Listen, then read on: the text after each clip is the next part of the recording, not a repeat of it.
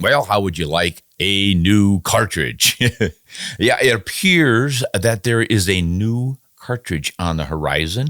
It may already be a commercial round. I'm not really sure because thanks to one of you commenting via Patreon, I have just discovered a 338 Razorback.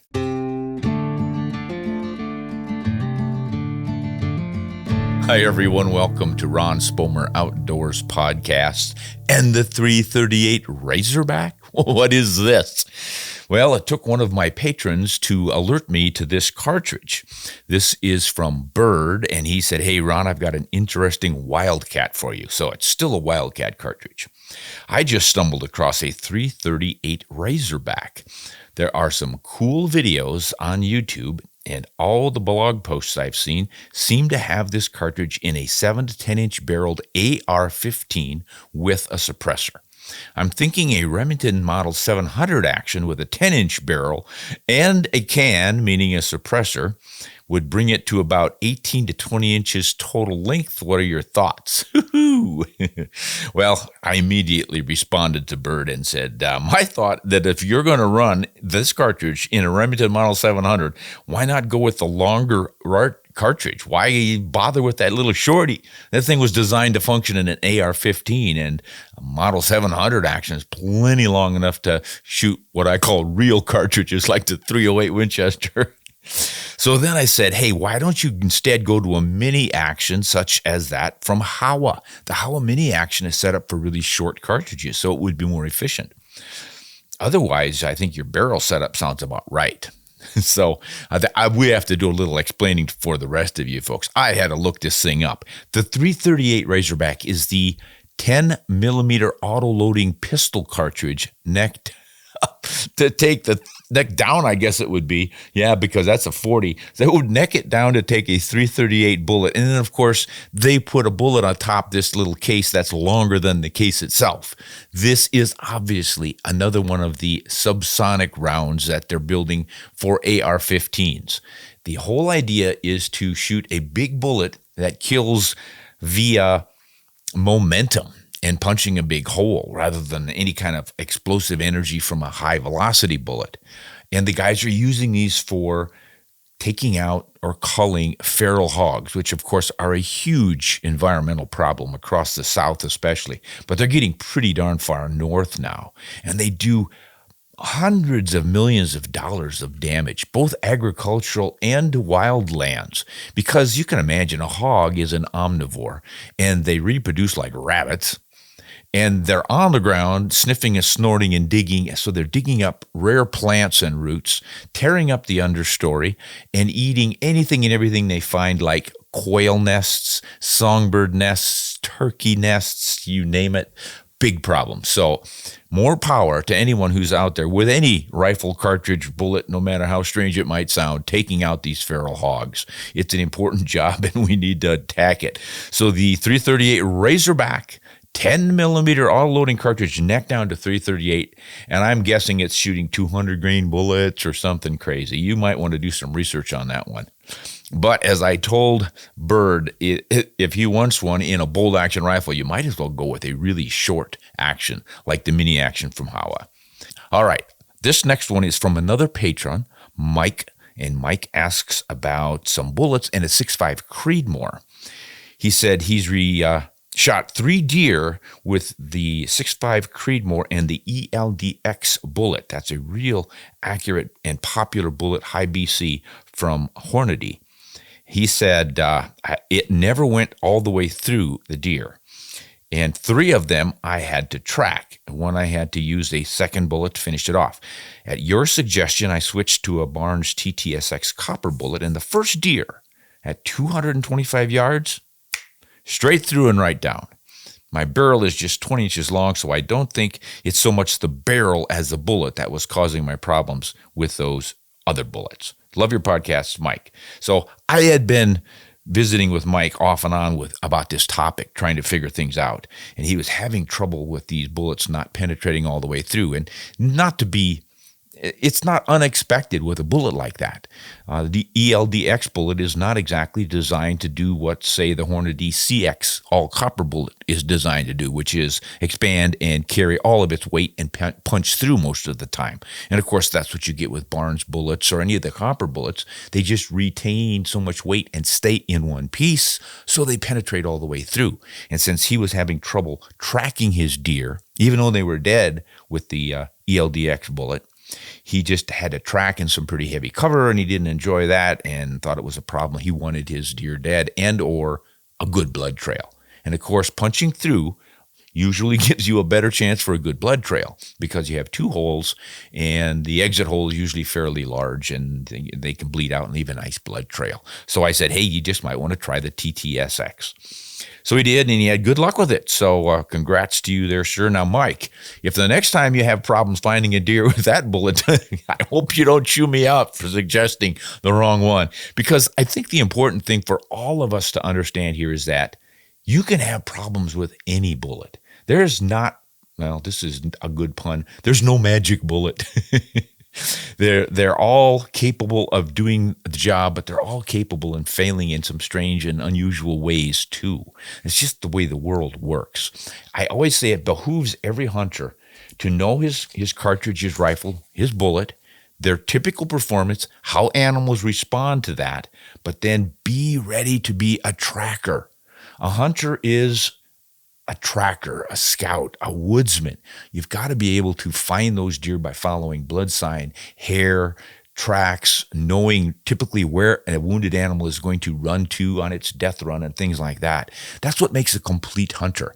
So don't just depend on your tools, your cartridges and bullets and all the rest of it. You've got to apply some good old-fashioned woodsmanship to your hunting as well.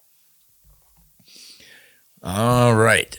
Now the team has gotten me the computer full of pages of questions here. Now, before we get to the questions, I was just handed a page with a correction on it. Imagine that. This is from Mac, who looks like he's got some questions about something I said about scopes. Oh, this is from a video I did on my regular channel, Ron Spomer Outdoors, on scopes, what to look for in a rifle scope and all. And I said something about first focal planes versus second focal planes, and he's saying that I got it wrong. He says if you have a first focal plane scope, no, he says if you have a second focal plane scope, the aim point will always change when you change the zoom. And this is why you zero them in and leave it. Not so with the first focal plane scope. Mac, I think you're not quite right there. You're sort of right. It only changes if you're using subreticles. See, the second focal plane does not change the size of the reticle or the gaps between the reticle. So if you set your scope up so that the first subreticle below the center reticle is dead on for, say, 300-yard shot, but then you crank your power down, you've changed the span of that, and it's now not going to be accurate at 300 yards. And if your second one down is good for 350 yards at full power on your scope, and you turn the power down, that's not going to be accurate. That's where they change. But if you just use your center crosshair, that does not change. You probably understand that and just didn't word it so that it made sense for me. But the center reticle is always good. Second focal plane scope, if you've got a 2 to 10, you can shoot it at 2, 6, 8, 10, any setting you want. Using that center, that is always going to be dead center. That's where your bullet's going. Obviously, it's going to have drop and deflection and everything else, but it's only when you use the subreticles that you get into trouble.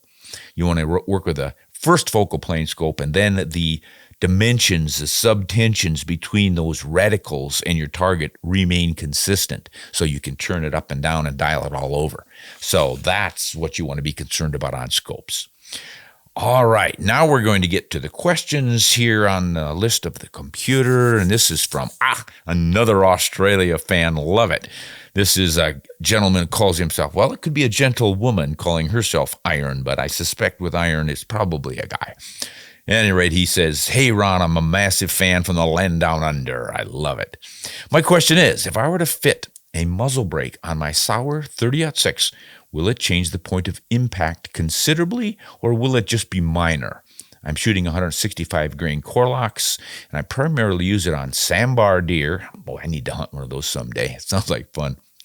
And every now and then it's on paper at the range. So I love your content. Keep up the great work, mate. Hey, appreciate it. Iron, yeah, you got to recite that thing. You can get some pretty significant changes. 2 reasons. One is the weight out in the barrel changes your vibrations and oscillations of the barrel and stuff.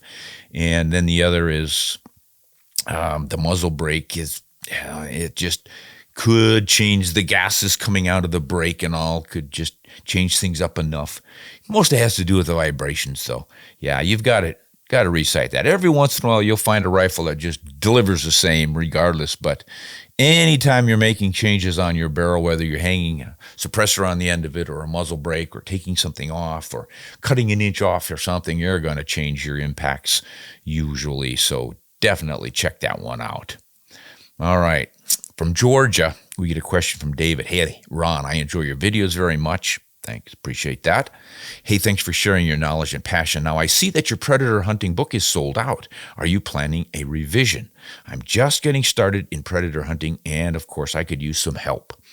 Tactics and strategies may not have changed much, but there have been a lot of new bullets, powders, and etc. Thanks, David. David, yes, we have sold out of that book, but I have found out that it's still available from the publisher. I think it's in its 2nd or 3rd publisher, but they are available. I've seen them on Amazon.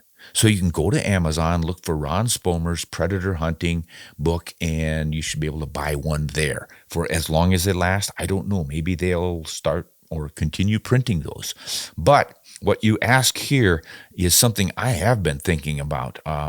Maybe it is time to do a new bullet, at least part of the book. I think I would do an entirely new Predator book because there are new collars on the market and suppressors have really come on strong now, and I didn't address those much in the previous book and stuff. But you can still find that book, but stay tuned. I might just get around to writing a whole new one after I finish my current ballistic book. I'm working on one. I'm about 3/4 of the way through it, and it is about cartridges and ballistics that I think will appeal to a whole bunch of hunters and shooters.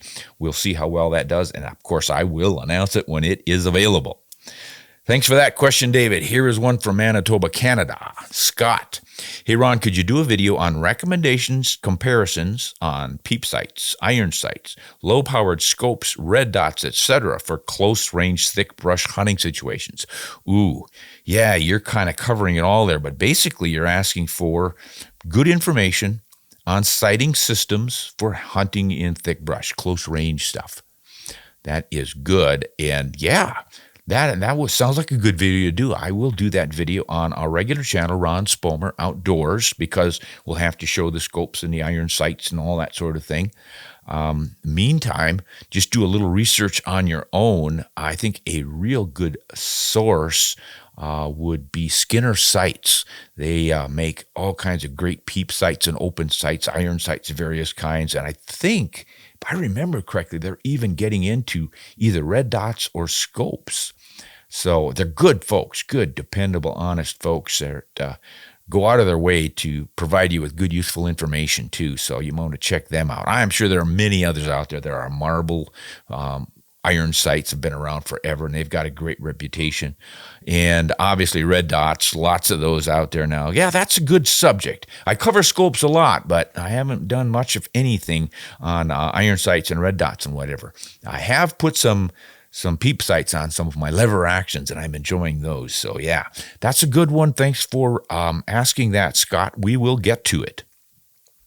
Now, here's from upstate New York, and I get a lot of stuff from upstate New York. There must be a lot of hunters up there.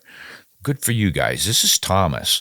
Hey, Ron, I love your website. Great information on there. I started shooting again, and I bought a Browning AB3. That's an A-Bolt 3, a less expensive version of the A-Bolt, and it's in 30-06 for hunting whitetails. My question for you is, did I make a mistake sighting in that rifle with a 6-pound bag of number 6 shot hanging from my sling stud? Oh, my goodness. This is a new one on me. I used to own a 25-06 back in the 80s to shoot woodchucks out of the back of my truck. The farmers loved me, of course, so they let me drive back into their highest location pastures in those hay fields and set up. That custom rifle was deadly out to 600 yards. I believe it. The reason I'm telling you all this is I've always shot from a portable workbench with a homemade tabletop and a bipod and a hanging 6-pound bag of shot off of it. Wow. I added the heavy bag to hold the muzzle down so I could spot my own shots. Now it's starting to make sense. There's a clever idea.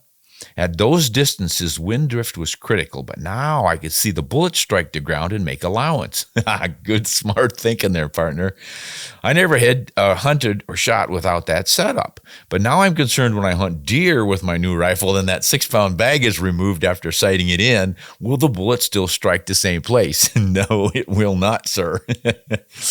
I still enjoy sighting in with the bag on there because it's more comfortable. The recoil is less. It's easier on the shooter. It helps stabilize everything on the bench with less adjustment for the gun, blah, blah, blah. But do I have to take those 6 shots out of the bag and put them in my shot shells where they belong, then re-sight my rifle?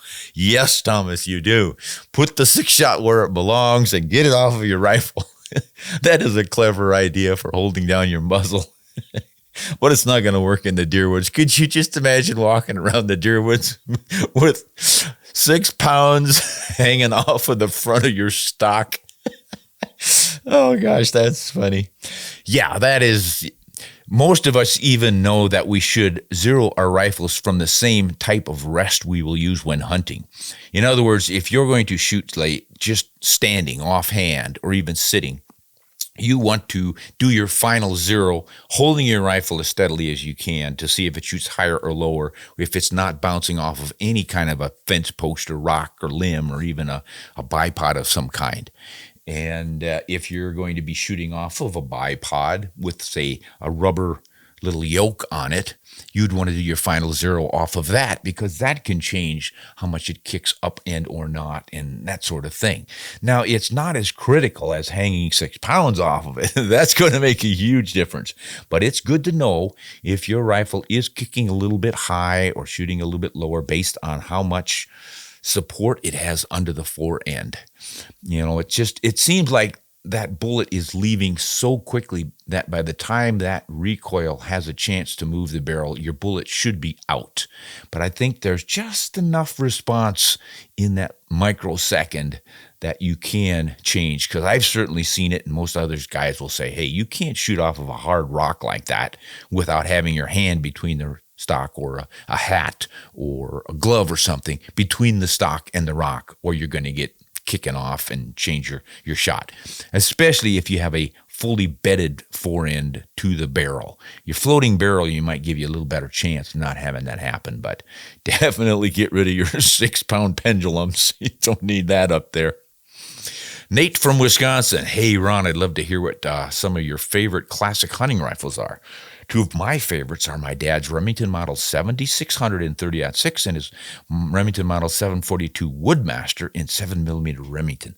I've been watching and listening to you for years. Thanks. Yeah, those sound like a couple of fun little rifles. I'll bet, yeah, you're from Wisconsin. I say you're back in whitetail country in the woods somewhere. Yeah.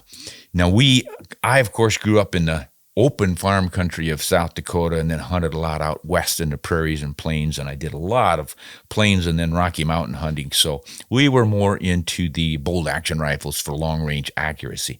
But I have worked a little bit with some auto loaders and pump actions like those Remingtons of your dad's. They can be fun. I have got to admit, I really enjoy a pump action rifle.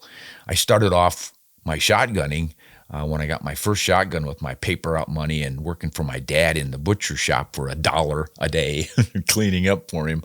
I saved up my shekels and I got a pump action Winchester, and I was deadly with that 12-gauge Winchester. Of course, when you're 15, 16 years old, you've got reflexes and eyesight and everything working to the prime, and you can get to be a pretty good shot pretty quickly. So those were just beloved guns, and most of our first guns are. But since then, I have just worked with so many that I don't have any absolute favorites. The Model 70 Winchester bolt action did become kind of my favorite just because it has such beautiful lines, nice balance, and of course, proven controlled round feed action. That isn't absolutely necessary, and a lot of guys will say, gosh, if you hunt dangerous game, you've got to have a controlled round feed action. I haven't found that to be the case, and I've even done some videos on my regular channel showing that you can jam up and or lose your round with a controlled round feed as much as you can or can't with the push feed. It's really interesting how they actually work in real life versus the theories about how you're going to lose your cartridge out of the push feed and you wouldn't out of the controlled round feed, or fail to extract it properly and different things. But at any rate, I just really like the Winchester Featherweight Model 70. That to me was like the ultimate design. Since those days, of course, I've seen some custom rifles that I think equal and or better the lines of that one, but it's still one of my favorites. One of my favorite rifles to hunt with that I've used over the years, and I just wrote it up, it's going to be in the next Gun Digest annual, was my Ultralight Arms Model 20 in a .284 Winchester. That was my first truly ultralight rifle, and I used it to take a lot of game in the West and Alaska and Canada, the kind of mountain hunting that you associate with sheep, for instance. And it worked so well, I ended up using it for whitetail and mule deer and elk and everything else. It was just a great rifle. I haven't used it for several years now because I have to keep up with new guns and go on hunts with different ones, and I end up not getting to hunt with my own rifles as much as I like to. I did pull the old single-shot Dakota Model 10 25-06 out a couple of years ago and used that quite a bit, and that was a hoot. I'd like to continue shooting with that some more. And then just recently, I picked up a 300 H&H Magnum chambered in the Park West Arms SD76 rifle. This is pretty much the exact same rifle as the Dakota Model 76. The controlled round feed, a lot like the Winchester and or the Mauser style. Those rifles, of course, stopped making those when Remington broke up. That was one of the Remington companies. And the new owners were not able to use the name Dakota. So they had to come up with another one, and they came up with Park West, reflecting, they thought, the most valuable real estate in North America, perhaps the world, is on Park West Avenue in New York. So they thought, that's the best. So that's what we're going to name our rifles and our rifle company, Park West. I didn't get it being a country boy. I didn't know that, but I certainly know their rifles. And when I tried this 300 H&H, it's just sweet, beautifully balanced. It's a fairly heavy rifle, but classic in form, and it's so beautifully balanced that it does not feel heavy. I hunted Africa with it last September, and man, it was just absolutely deadly. Shoots half MOA with my hand loads using hammer copper bullets. Woo. So that's kind of a new favorite rifle. But yours is a great question, and I think a lot of us like to discuss, if not debate, in hunting camps or when we get together with other hunters. We just love to talk about our guns and our favorites and why. And it isn't always that they're the most accurate rifles in the world or the best looking rifles. There's just so much that goes into why we appreciate our rifles that I don't think you can nail it down to anything particular. It might be because it was your dad's rifle or your grandpa's rifle or your best friend's rifle or something, but it doesn't really matter as long as we understand and appreciate those rifles. And I recommend that everyone do that. Just figure out what it is about your firearms and your other hunting tools, even your knives, even a good binocular, why they mean so much to you, and then treat them appropriately, take care of them, and they'll last you a lifetime. A lot to be said for that. Thanks for that one, Nate. Now, this one is from New Mexico. The gentleman's name is Michael. Hey, Ron, I love your content. Now, how about a breakdown or a comparison of the best uses for all of the AR-15 cartridges that are most commonly used, even if used in a bolt gun? I'm thinking 6.5 Grendel, 6 ARC, the 300 AAC Blackout, the little guys that surprise above their 5.56 cousin. Thanks, and keep up the good work. That is not a bad idea, and I need to do that. As most of you know, I am not a really big fan of the AR-15s, and so many people are that I keep thinking I need to work with those more. And I probably will, because I am starting to appreciate what these little short cartridges can do. I'm so used to high velocity and long range stuff. That's what we all doted on in the 20th century. When I was coming into the hunting markets in the late 60s and 70s, it was like, what's going to go faster and get down there way down range? But now there's so many guys hunting feral hogs and whitetail in small properties in thick cover and stuff where you don't need a long reach. And these little rifles are convenient, the AR-15s, because you can swap out uppers and change chamberings and go from a 223 to 450 Bushmaster, for instance, for the extremes, things like that. So they're really, really popular. So yeah, that's a great idea. I'd better work on that some more. We'll see if we can get around to it this summer. I talked to a few AR-15 manufacturers at the last SHOT Show, and they are ready to provide me with some test models to work with. I just have to make the time to do it. And I don't know if I can get around to it this summer, because we've got a lot of planting to do. We had a fire last year, and we've got to restore that. And the fences were down. We got to fix those. I don't know. It's going to be a lot of work. Come on over, guys. I can keep you company.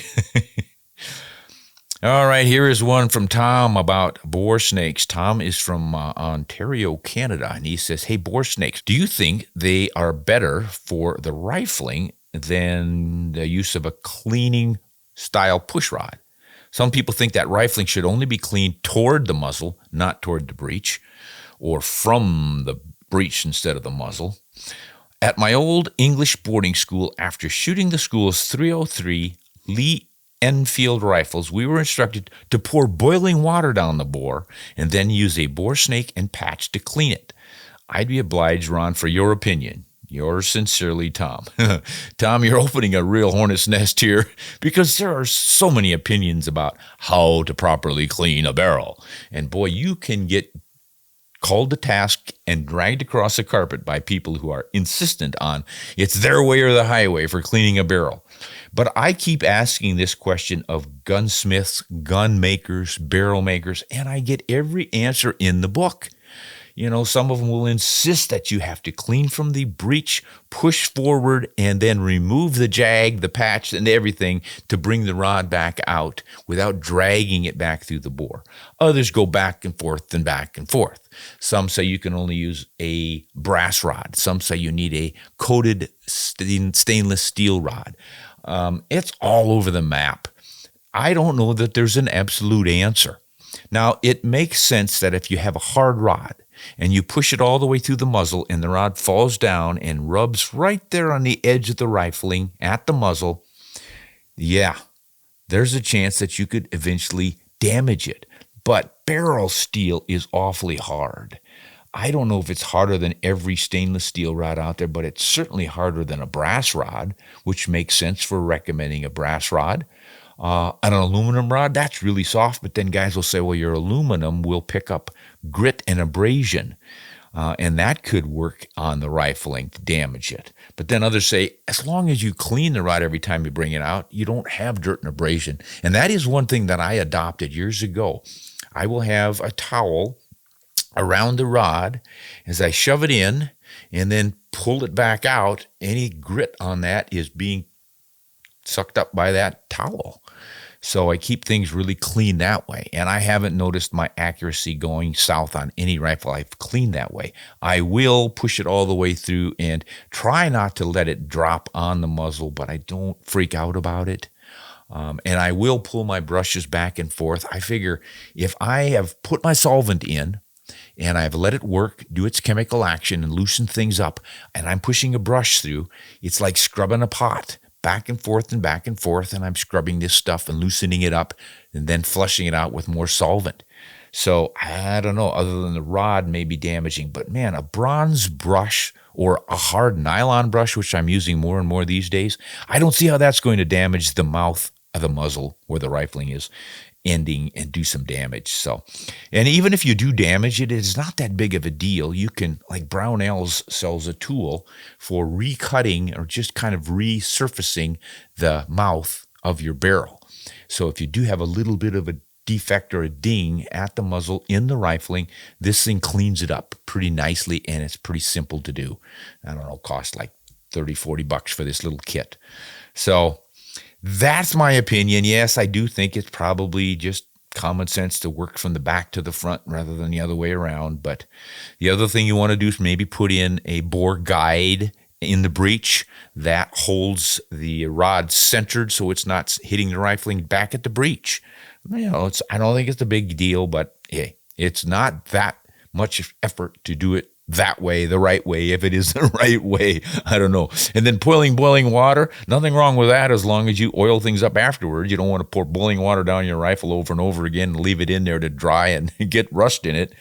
But for cleaning a bore, yeah, hot water's great. I don't know if it's not going to take care of your copper fouling, and probably not the lead fouling either, but gets a lot of the soot out. So, hey, anyone else has some grand ideas on cleaning, throw them out there, because like I say, I have heard it all, and it all seems to work and or not work. I don't really know, guys. That looks like the end of the questions for today. So, gosh, once again, guys, I want to thank you for the corrections. I want to thank our patrons for asking their questions. Of course, I answer Patreon questions as soon as they come in. If I'm home. Sometimes I'm actually out hunting and I don't get to them for a couple of days, but patrons are first in line. We really appreciate all of our patrons. It's just wonderful to get their kind of support. It's not just the financial support they give us like most patrons do to the patron of the arts types. You get a little financial support, and they in turn, of course, get some bennies from us and at the store and a newsletter and behind the scenes and some early access to our videos and things. But I just really appreciate the moral support I get from you folks. It really makes a difference. It brightens my day and makes all of this work worthwhile. But hey, I love doing these videos and visiting with all you folks. We have got a wonderful community here, and I appreciate the respect that you all show me. I try to reciprocate, and it makes for an unusual experience online these days. So thanks for all of it. Until next time, this is Ron Spomer. Hunt honest and shoot straight.